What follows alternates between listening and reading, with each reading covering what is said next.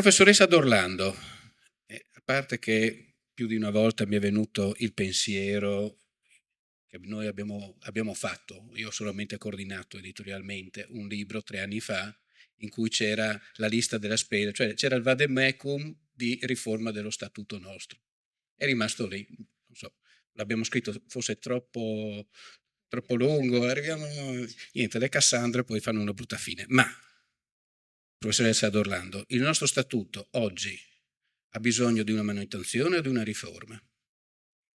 Dunque, innanzitutto, se posso permettermi un brevissimo cenno di saluto e di ringraziamento alle due associazioni che hanno organizzato questa serata, perché come anche abbiamo scritto in quel libro, l'autonomia deve essere vitale, deve essere dinamica, perché altrimenti perde la sua ragione d'essere.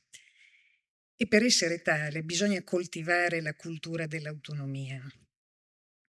E coltivare la cultura dell'autonomia significa esattamente organizzare incontri e dibattiti come questi. Significa sollecitare l'opinione pubblica, significa informarla correttamente, perché penso che soprattutto in tempi come quelli odierni, se si vuole avere un'opinione pubblica, non dico illuminata, ma perlomeno pensante, soprattutto pensante in modo critico, questo dipende solo dagli sforzi di chi vuole che una simile opinione pubblica esista. E io penso che esempi come queste due associazioni siano lodevoli proprio per questo. Quindi grazie di questo invito e grazie dell'accenno fatto proprio in conclusione della sua introduzione proprio a queste tematiche sulla cultura dell'autonomia, che deve essere anche un patrimonio condiviso della politica, perché altrimenti non si va da nessuna parte. Come ricordava chi ha parlato poc'anzi, diciamo una delle fortune, non l'unica, ma una delle fortune dell'esperienza del Trentino Alto Adige-Südtirol è il fatto che hanno un elemento di traino di eccezionale potenza che nel corso del tempo è stato l'SVP, che all'inizio di ogni legislatura presenta, da che io ho memoria perlomeno, la sua lista della spesa al Parlamento nazionale. L'ha presentata anche questa volta e questi sono i risultati, c'è poco da dire. Quindi questo è un esempio che, ripeto, anche la nostra politica regionale deve meditare, metabolizzare e auspicabilmente replicare. Prima ancora che copiare i contenuti bisogna copiare il metodo della condivisione. Venendo allo statuto, le riflessioni del senatore Sonego come sfondano una porta aperta.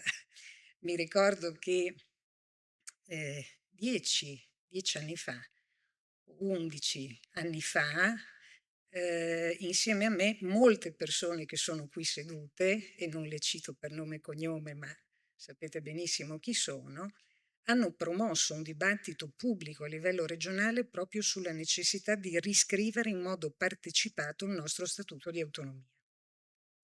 Perché eravamo alla vigilia della possibile entrata in vigore della cosiddetta riforma costituzionale Renzi-Boschi, che se fosse entrata in vigore ci avrebbe sì obbligato in qualche modo a rivedere lo statuto.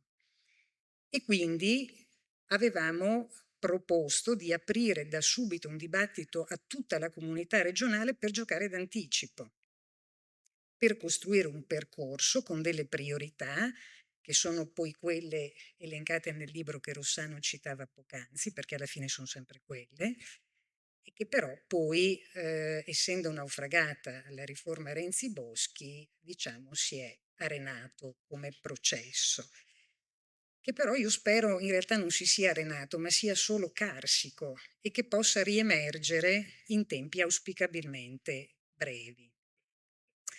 Il nostro statuto, a mio modestissimo avviso, ma non è la prima volta che lo dico, non necessiterebbe solo di una mera manutenzione, ma necessiterebbe di un ripensamento strutturale, perché ci sono diverse cose da aggiornare in maniera robusta, in maniera sostanziale, a partire dall'elenco delle materie di competenza regionale.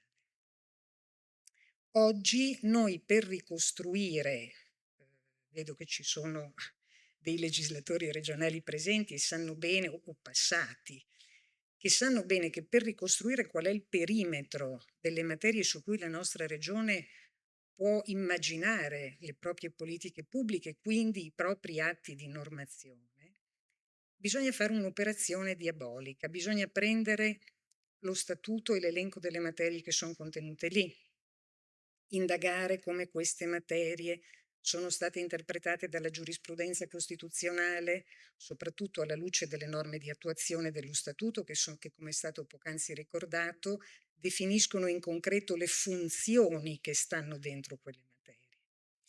Dopodiché bisogna andare a verificare quali sono le ulteriori materie non scritte nello statuto, ma che comunque sono di competenza regionale in virtù della clausola di maggior favore contenuta nella revisione costituzionale del 2001, che come sapete dice che l'aumento dell'autonomia delle regioni ordinarie che c'è stato in quel frangente si può applicare anche alle regioni a statuto speciale se realizza forme di autonomia ancora più ampie rispetto a quelle che hanno già. Queste competenze che noi abbiamo acquisito in base alla clausola di maggior favore sono ancora volatili perché non sono scritte nero su bianco da nessuna parte, bisogna ricavarle in via interpretativa. Quindi una prima urgenza sarebbe quella di mappare, quindi con una revisione delle norme statutarie, l'ambito reale di competenza della regione. E questo è un primo tema. Un secondo tema che io vedo fondamentale è valorizzare all'interno dello statuto quella cosa, a mio avviso, molto positiva e che condividiamo, tra l'altro, con il modello del Trentino Alto Adige Südtirol, che è il concetto di sistema territoriale integrato. Voi sapete che la nostra regione ha scelto già da tempo, in maniera assolutamente virtuosa, per quanto mi riguarda, di concepire il proprio rapporto col sistema degli enti locali in termini di sistema unitario. Questo è perché possiamo fare questo? Primo, perché la nostra regione, come è stato ricordato, ha una potestà normativa primaria non solo in materia di ordinamento degli enti locali, ma anche di finanza locale. Quindi governa l'intero pacchetto enti locali, come succede, per capirci, negli Stati membri di uno Stato federale. E questa competenza, dicevo, è importante perché ci consente, come sistema integrato, di contrattare come tale le nostre relazioni finanziarie con lo Stato centrale. Cioè, quando la Regione Friuli Venezia Giulia contratta i patti finanziari con lo Stato, non lo fa solo per sé, ma lo fa in nome e per conto dell'intero sistema. Perché questo è importante? Perché poi ne risponde. Quindi voi non troverete mai in una legge finanziaria dello Stato una norma che stanzia tot centinaia di migliaia di euro perché un comune della regione Friuli Venezia Giulia è in default. Non la troverete mai. Della Calabria sì. Non volevo fare paragoni in negativo. Però ci ha salvato dal patto di stabilità, dall'ingessatura eccessiva della spesa Esatto. pubblica dei comuni. Proprio perché con questa funzione che la Regione si è assunta è la Regione che svolge l'attività di coordinamento della finanza pubblica dentro il sistema regionale ed è la Regione che svolge il ruolo di perequazione all'interno del sistema regionale. E voi non potete rendervi conto, non so se c'è qui qualche amministratore locale, non potete rendervi conto di quanto questo sia importante per i nostri comuni, perché i comuni delle regioni ordinarie, a differenza dei nostri, sono lasciati alla mercé, tra virgolette, delle leggi di bilancio dello Stato e del fondo di solidarietà comunale che deve svolgere quella funzione di perequazione con molte incognite su cui ovviamente non mi dilungo in questa sede, che invece nel caso dei comuni del Friuli Venezia Giulia non c'è, perché la filiera è corta. Pensate, per inciso, cosa significherebbe se tutte le regioni italiane si accollassero questo tipo di responsabilità rispetto al proprio sistema degli enti locali. Come si potrebbe edificare in modo solido il sistema di finanza pubblica nazionale? Quindi questo esempio ve l'ho fatto perché? Perché un elemento così virtuoso deve essere valorizzato nello statuto, perché rappresenta un nostro elemento distintivo rispetto a molte altre realtà regionali, ovvero a tutte tranne Trentino Alto Adige e Val d'Aosta, che come noi hanno adottato questo tipo di sistema.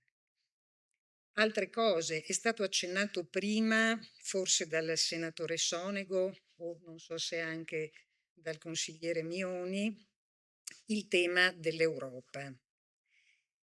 Nel nostro statuto è completamente assente la dimensione europea. Non è concepibile. Non è concepibile che nel 2026 uno statuto di una regione, tra l'altro che si è sempre autoqualificata regione ponte verso le realtà transfrontaliere e anche oltre, non rechi una menzione del contesto europeo nel quale ci troviamo e all'interno del quale, a mio modo di vedere, noi dobbiamo agire come protagonisti, utilizzando gli strumenti che abbiamo a disposizione, come per esempio i GECT, ma anche strumenti ancora più sofisticati che potrebbero essere presenti e inseriti nello statuto, ancora una volta come elemento qualificante la nostra specialità regionale. C'è poi un ultimo tema che mi viene in mente, ma potrei citarne molti altri, che è quello della, chiamiamola, cittadinanza regionale. Lo dico tra virgolette perché, come sappiamo, il concetto di cittadinanza è un concetto multilivello, è un concetto astratto, un po' come una cipolla. È un concetto multidimensionale perché tutti noi siamo cittadini del nostro comune, della nostra regione, del nostro Stato, cittadini d'Europa. Che cosa significa quando dico cittadinanza regionale?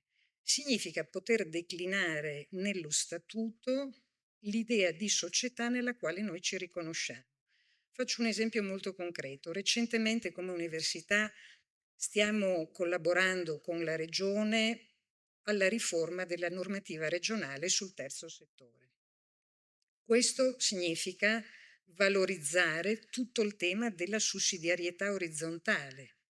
E allora non sarebbe giusto inserire nello statuto che la sussidiarietà orizzontale è un elemento qualificante del nostro sistema regione, la nostra idea di cittadinanza solidale regionale? Questo secondo me è un altro esempio, soprattutto tenendo presente, diciamo, l'importanza e il ruolo infungibile che il terzo settore ha assunto nel corso degli anni, soprattutto per quanto riguarda i servizi sociali. Ce ne sono molti altri di settori, ma in quello dei servizi sociali, diciamo, questo si tocca con mano. E poi chiudo, una riforma che soprattutto sulla scia di Trento e Bolzano non possiamo più rinviare è quella della norma dello statuto relativa al procedimento di revisione dello statuto. Anche questo me l'avrete sentito dire più e più volte. Trento e Bolzano, fortuna loro, non hanno avuto l'esperienza di un Parlamento che modifica uno statuto speciale nonostante e contro la volontà del Consiglio regionale. Noi questo lo abbiamo sperimentato con la legge costituzionale 1 del 2016, quando sono state inserite le città metropolitane in statuto con un emendamento parlamentare che il Consiglio regionale non voleva. Al netto che sia bene, che sia male, non entro nel merito politico e nemmeno tecnico di questa scelta, ma è semplicemente non corretto dal punto di vista dell'autonomia del Consiglio regionale. Quindi una salvaguardia, almeno come quella che Trento e Bolzano sono riusciti a conseguire con questa revisione statutaria, è necessario e urgente che sia inserita anche nel nostro statuto speciale. Ecco, questa forse tra tutte potrebbe essere la priorità delle priorità.